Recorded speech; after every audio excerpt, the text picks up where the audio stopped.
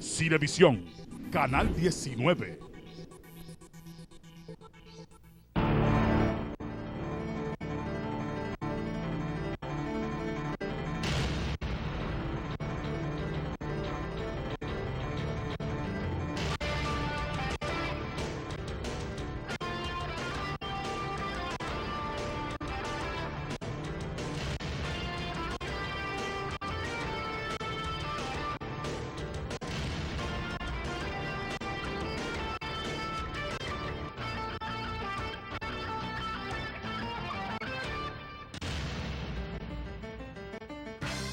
Usted está viendo lo positivo y lo negativo.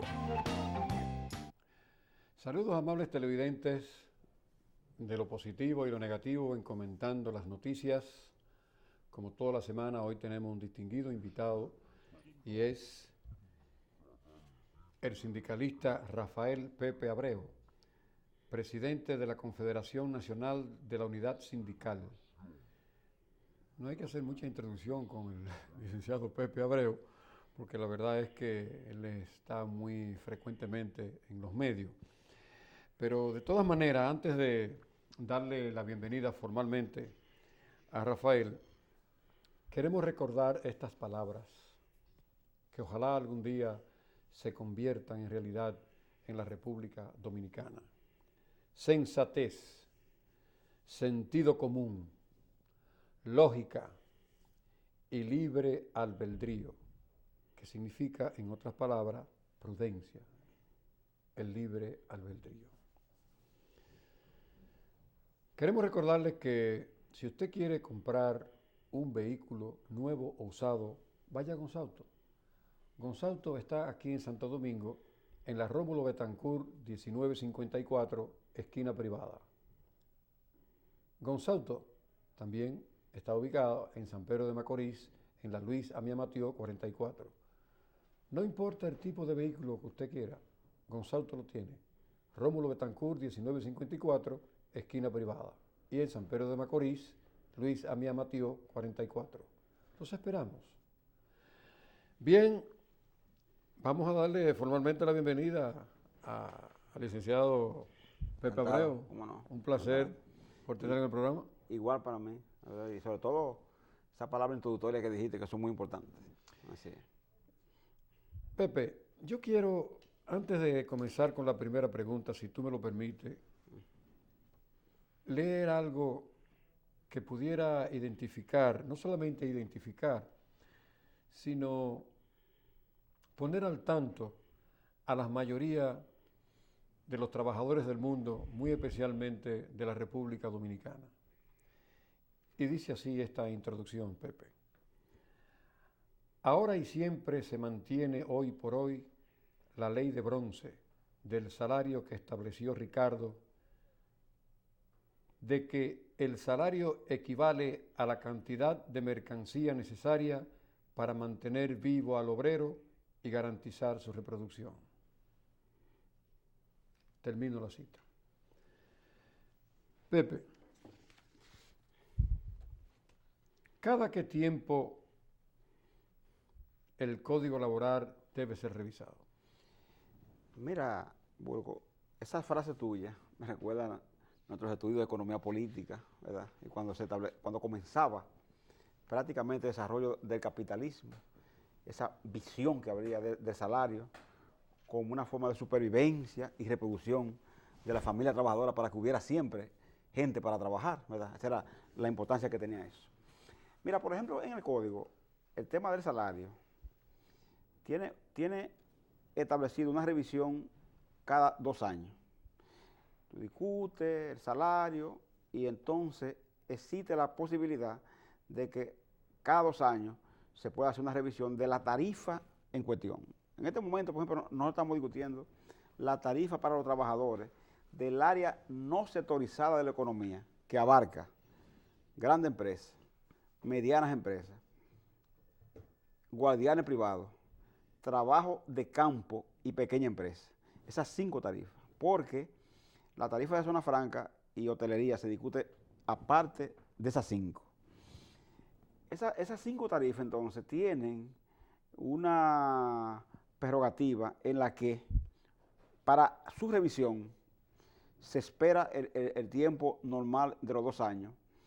Y una de las partes, por ejemplo, envuelta en la situación, como son los trabajadores a través de los sindicatos y los empresarios, tiene derecho a pedir la revisión cuando esa etapa llega. Claro, siempre, todas las veces, quienes solicitamos la revisión somos nosotros, no es el empresariado. Y el comité, entonces, que tiene unos vocales permanentes, está en la obligación de, cuando se hace esa instancia, proceder a convocar a la parte para constituir el comité. Entonces, el comité se constituye y frente a ese comité, las partes exponen las razones para plantear el tipo de aumento que entienden debe producirse en el país. En este momento nosotros, por ejemplo, como sindicato, estamos planteando un 30% de aumento a esos 5 mínimos existentes. El empresariado, por supuesto, tendrá su posición y el sector gubernamental, vía el comité, por lo general no se manifiesta.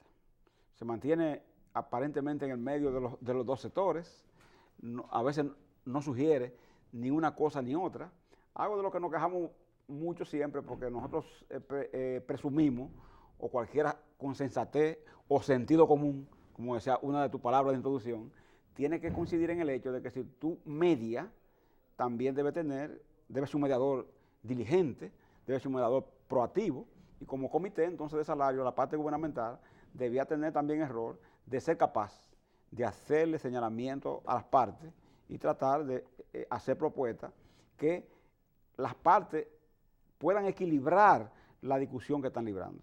Eso debía ser el rol, retomando tu palabra de sentido común, que debería tener la parte gubernamental del comité, pero hasta ahora ese rol no se ha cumplido. Rafael Pepe Abreu, ahora que tú hablas de diligente, hay sectores en la República Dominicana que se han preguntado por qué los maestros tienen una posición tan firme en sus reclamos de un 100%. Sin embargo, los sindicalistas de la República Dominicana están pidiendo un 30% en vez de pedir un 100% para que le den un 30% y no un 30% para que le den un 10 o un 5%. Tu pregunta es interesantísima porque reúne el sentir de muchas personas que se hace esta pregunta.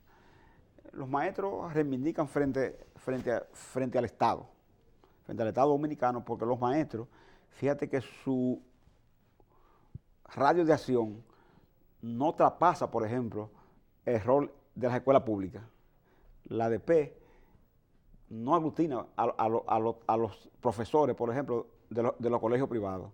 Ellos no son parte de eso. Los colegios privados se rigen por otros asuntos distintos. En el caso nuestro, como esta tarifa abarca, por lo general, al sector privado de la economía, no al público.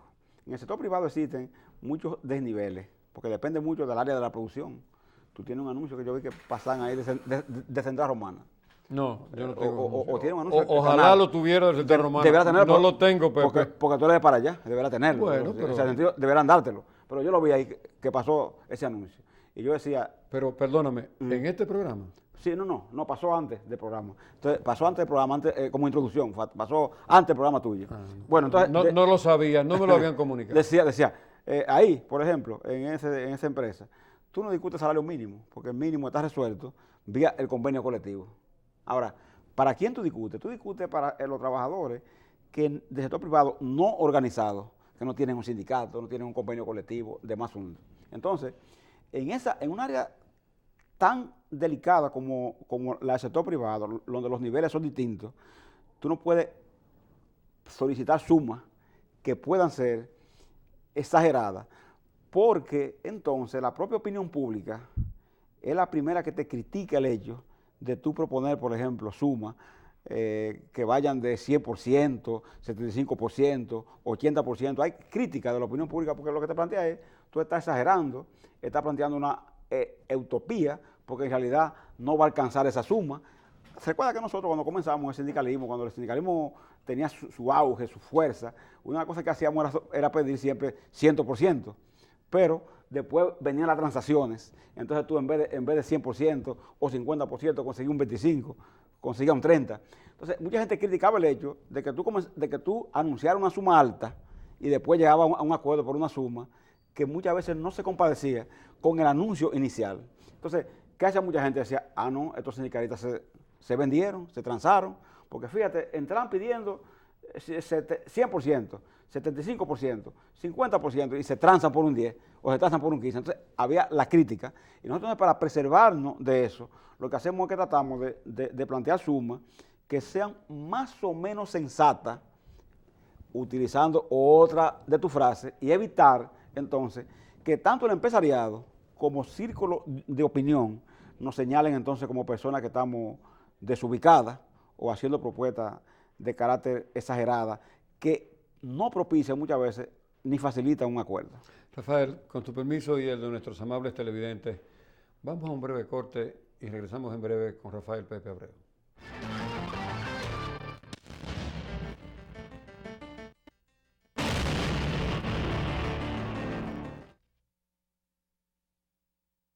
A precio de fábrica en San Pedro Atomayor y Guayo La Romana. Es que el mismo la más. Ven a Kirby Motor.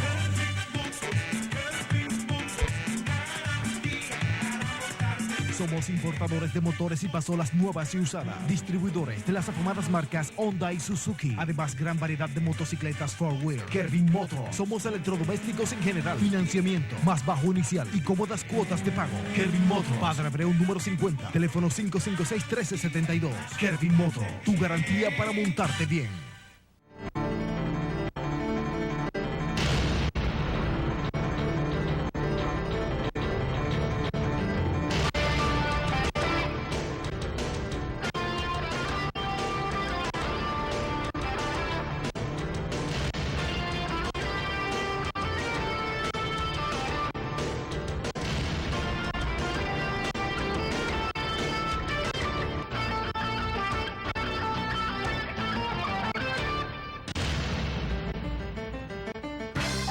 Usted está viendo lo positivo y lo negativo. Bien, amables televidentes, de lo positivo y lo negativo, comentando las noticias, con nosotros Rafael Pepe Abreu, presidente de la Confederación Nacional de la Unidad Sindical de la República Dominicana, conocido hasta este momento por su honestidad y su rectitud y su defensa de los trabajadores en la República Dominicana. Eso es lo único que yo puedo decir de Rafael Pepe Abreu. Ahora bien, yo traje el cuestionario para no fallar, ¿verdad? Porque Así es, así es. dice que, ¿cuáles beneficios tendrían los empleadores en un reajuste salarial a sus trabajadores? Bueno, yo pienso que hay que comenzar diciendo que el trabajador dominicano es a su vez usuario tanto de los servicios como de la mercancía que venden o exportan las propias empresas e importan las propias empresas. De manera que si un trabajador tiene un salario deprimido que no le permita consumir las mercancías, los alimentos, los productos que necesita para subsistir junto a sus familiares, si no puede pagar los servicios a lo que debe tener acceso cualquier ser humano, si no tiene capacidad de consumo, eso necesariamente tiene que reflejarse en las empresas que tienen como objetivo fundamental el propio mercado dominicano y su desarrollo. Es más, el propio gobierno debe auspiciar además los aumentos, porque esta reforma fiscal que se hizo, por ejemplo, recientemente, se hizo sobre la base del consumo, se hizo sobre la base de que la gente tenga capacidad para comprar productos que estén grabados por ITEVI. Si la gente no tiene esa capacidad para hacer eso, el propio Estado, entonces como agente de recaudo, va a recaudar mucho menos que lo que se propuso en la reforma. Por eso, el aumento salarial, en lugar de ser, como muchos lo entienden, perjudicial, se convierte precisamente en una acción virtuosa, porque contribuye a dinamizar la economía. Tú analizas, Burgo, lo que pasa, por ejemplo, en diciembre. Todos los diciembre, ¿qué pasa? Cuando la gente recibe el doble sueldo, las tiendas, los comercios, los mercados, ¿qué es lo que hacen? Se llenan de personas comprando alimentos, comprando ropa, comprando zapatos, medicina, transportándose. Es decir, todo el mundo, se crea un dinamismo en la economía como fruto de que recibe una inyección de recursos en diciembre que le permite gastar más. Porque por un asunto que, claro, el trabajador no tiene capacidad de ahorro. Entonces, como no tiene capacidad de ahorro por los salarios que recibe, lo que percibe lo invierte por lo general en alimentos, en transporte, en medicina, en alquileres, es decir, dinamiza la economía y finalmente esos recursos, ¿dónde van a parar? Van a parar otra vez a las arcas de los empresarios, de los bancos y demás. Por eso es que muchas veces uno no entiende la actitud de cierto sector empresarial que es muy resistente a la posibilidad de que sus empleados mejoren sus condiciones salariales, porque después de todo, ese consumo se convierte en un consumo a favor de los empresarios que pagan esos mismos salarios. Rafael, ¿y no será que ese salario que estableció en la antigüedad el tal Ricardo ese, será lo mismo que ocurre en la actualidad, no solamente en la República Dominicana, sino a nivel de América Latina?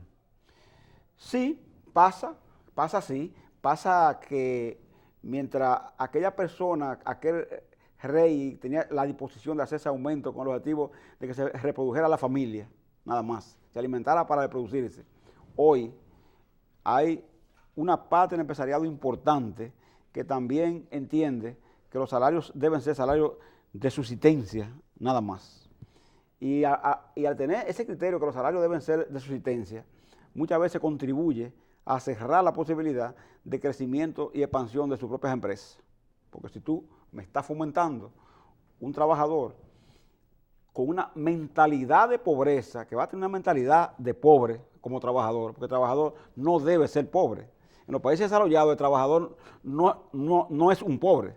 En los países nuestros que el trabajador, como tú dices, América Latina, está incluido dentro de los pobres por los bajos salarios que devenga y la baja seguridad social que tiene. Pero en los países desarrollados, el trabajador está incluido dentro de la gente, el ente productivo que asume un rol de clase media por su nivel de consumo. Entonces, esa mentalidad retrógrada que nos remonta a Ricardo es un asunto que en la República Dominicana hay que terminar de derrotarlo y decir que esa clase empresarial dominicana que asume ahora, inclusive, lo que ha hecho es, mucho de ello, afianzar esa mentalidad, al punto que en este cambio que se produce en los horarios, uno nota una visión en la que se persigue retornar a tiempo ya ido. Recuerda la lucha por las 8 horas de trabajo, 8 horas de descanso, 8 horas de formación que dio a pie al 1 de mayo. Muchas son las empresas que modifican hasta los horarios, no solo mantienen restringidos los salarios, con el interés de hacer que el trabajador, como quien dice, dedique más esfuerzo de la cuenta a una labor que no lo saca de un círculo de pobreza. Porque mientras tú mantengas a la gente cobrando salarios de subsistencia, no van a romper el círculo de pobreza y por tanto la propia empresa que ese empresario tiene, su desarrollo entonces va a ser evidentemente limitado. Vamos a tomarlo por el otro lado. ¿No será también, o no será además, que la posición de muchos empresarios de tomar o de mantener esta actitud frente a sus trabajadores, eso viene de lejos? Y cuando digo viene de lejos, viene del mismo Estado dominicano, cuando los impuestos ahogan a una parte importante del empresariado dominicano, costos de combustible, los impuestos, reformas fiscales, y entonces el empresariado, para mantener sus empresas, pues tiene que acudir a este método de Ricardo. ¿Esa no es la situación, Pepe? En parte se da así porque también el Estado dominicano muchas veces no predica con el ejemplo, en el sentido siguiente. Tú ves que los maestros tienen capacidad para presionar y están exigiendo un 100% del salario. Y es al Estado. Los médicos presionan un aumento salarial, las enfermeras lo presionan. Son sectores que tienen capacidad para presionar en el Estado y consiguen muchas veces medianamente sus objetivos. Ahora, hay un reto de la empleomanía estatal. Estamos hablando de los policías, de los militares, de las recepcionistas, de la oficinita, del conserje, etcétera, que no tiene esa capacidad para presionar, esa burocracia de Estado. Entonces, muchas veces esa gente se pasan como ahora, por ejemplo, 7 años que no se hace un reajuste en los sueldos del Estado, ni en las pensiones. Las pensiones siguen siendo de 5.117 pesos. Entonces, eso que tú dices, tiene mucha razón, porque un Estado, para poder entonces exigirle al sector privado otra actitud, también debía predicar con el ejemplo y decir, mira, nosotros los salarios estatales los vamos a reajustar así, las pensiones así. Señores del sistema empresarial, vamos a hacer lo mismo, combinemos esto para que nos beneficiemos ambos. Yo de los impuestos y ustedes del beneficio que implica la inversión y el gasto de la persona, dinamizar la economía, dinamizar los empleos. Pero al no hacer eso, que Lula en Brasil, a propósito de eso, y Dilma en Brasil, la que le siguió a Lula ahora, basan su éxito precisamente en fomentar el valorizar los salarios y aumentar la capacidad de compra de los trabajadores y trabajadoras, tanto del sector público como del sector privado. Pepe, con tu permiso y el de los amables televidentes, vamos a hacer un breve cortecito y regresamos inmediatamente después de este comercial. Dice el director que continuemos, ¿verdad?, con la entrevista. Bien. ¿Cuál sería la recomendación que usted, como líder sindical en la República Dominicana, le aconsejaría en primera instancia al gobierno dominicano sobre los impuestos excesivos a las empresas de la República Dominicana y también sobre la posición futura de los empresarios dominicanos? Bueno, una cosa que yo diría es que el presidente planteó crear 400.000 nuevos empleos y eso básicamente está dirigido a la juventud. Para poder hacer eso, el gobierno también tiene que estimular al empresariado dominicano a hacerlo. Y para hacerlo entonces, una de las vías es no seguir presionando con más impuestos. Hay sectores de la economía en la República Dominicana que no le caben más. Inclusive uno no cita sectores por el programa, ¿tú entiendes lo que? Pero uno sabe que hay sectores aquí que cada vez que hay un impuesto lo dedican a esa área y lo dedican permanentemente a esa área, etcétera, etcétera. Cuando tú vienes a ver, la llevan a una situación de inviabilidad y entonces eso puede causar despidos de gente. Te pongo un ejemplito nada más breve. El chocolate, al incluirlo, por ejemplo, en el tema del ITEVI con el 8%, nos provocó inmediatamente que las dos principales productoras de chocolate del país redujeran personas. Entonces, a reducir personas, eso implica menos empleo. Entonces se contradice con la meta del presidente de crear más empleo. También decir entonces al empresariado que así como reconocemos eso, también reconocemos que ellos deben asumir una lucha por transformar el parque energético de República Dominicana, no dedicarse a defender los generadores porque sean empresarios, también facilitar eso, porque una energía eléctrica más barata facilita la instalación de nuevas empresas, de pequeñas empresas y facilita además una producción más barata por parte de ellos. No dedicarse a bendecir el sector bancario y sus préstamos que muchas veces hacen que una empresa prácticamente quede estrangulada cuando tiene que recurrir a un préstamo para la producción, porque aquí muchas veces los préstamos se consiguen más fácil para el lujo y el consumo que para la producción, y hay que lograr que el dinero en este país para la producción sea más barato de lo que es. Si el empresariado dominicano hace eso y también el gobierno hace lo tanto con el tema de los impuestos, pues podremos entonces tener un país que se dinamice más a nivel económico y que por tanto eso se refleje en un aumento de los empleos, básicamente en una juventud que si el empleo global es 14%, según dice el Banco Central, cuando usted va a los jóvenes es de 30%, y eso es alto, y explica entonces la inseguridad, la delincuencia, que por más planes que se hagan, no puede ser combatida si no hay la posibilidad de que la gente entienda que con un empleo y en su país se puede realizar como persona. Si la gente no entiende eso, entonces la situación que hay de inseguridad ciudadana no va a terminar por más medidas que puedan tomarse. Rafael Pepe Abreu, he conversado con algunos empleados bancarios de la República Dominicana y se quejan amargamente, por un lado, pero por el otro están felices. Felices primero porque aquí en el país hay algunos bancos que declaran beneficios por miles y miles y miles de millones de pesos y de dólares anualmente. Ellos felices porque sus empresas están progresando y porque ellos están trabajando en empresas que están dejando beneficios. Sin embargo, los empleados bancarios también se quejan amargamente porque dicen que trabajan desde las 8 de la mañana hasta a veces a las 10 y las 11 de la noche sin que nadie lo defienda. Fíjate que tú has tocado uno de los temas más delicados de este país, que casi esa pregunta no me la hacen.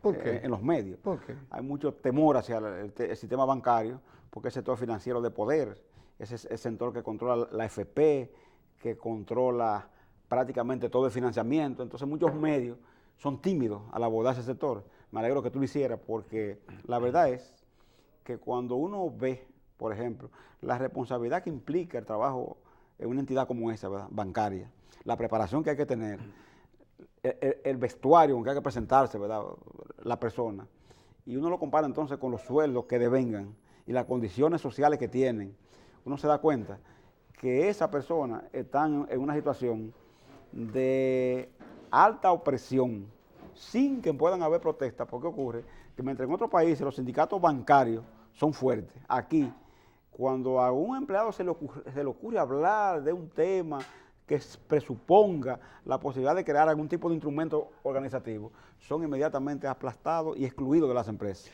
Pepe, se nos terminó el tiempo. Te doy las gracias por haber aceptado esta invitación, pero al terminar quiero decirte lo siguiente.